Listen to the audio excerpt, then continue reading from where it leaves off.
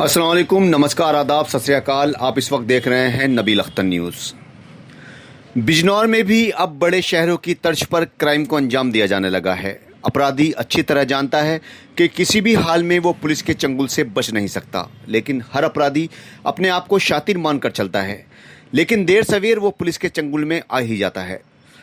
एक ऐसी ही वारदात को एक पति ने अपनी पत्नी को मौत के घाट उतारकर अंजाम दिया है।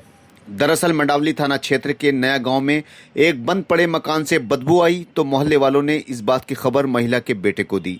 उसने वहां पर आकर देखा तो वहां उसकी मां की लाश पड़ी हुई थी, जो सड़ने के करीब पहुंच चुकी थी। मौके पर पहुंचे मृतका के बेटे ने अपने ही पिता पर उसकी मां का कत्ल करने का आरोप लगाया है। पूछताछ में सामने आया है कि मोहनपुर के रहने वाले अहमद हसन ने नया गांव मीरमपुर रोड पर एक जमीन खरीदी और बड़े ही शौक से उस पर मकान बनाया, जहां उनका परिवार कभी कभी ही आता जाता था। मृतका के बेटे आसिफ का कहना है कि बुधवार के दिन उसके माता पिता एक प्लॉट का सौदा करने के लिए नया गांव में आए थे।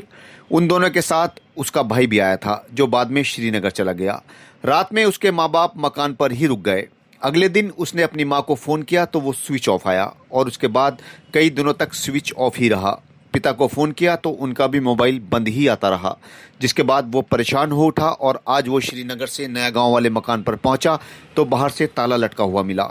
उसने ताला तोड़ा और अंदर दाखिल हुआ तो अंदर का नज़ारा देखकर उसके होश फाख्ता हो गए। अंदर उसकी मां शहनाज की लाश पड़ी हुई थी और उसमें कीड़े पड़ चुके थे।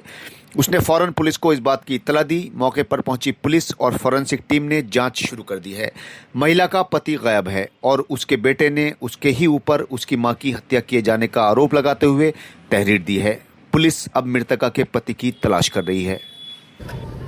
क्या घटना हुई भैया? आसिफ, कहाँ के रहने वाले हो? मोहनपुर। क्या घटना हुई?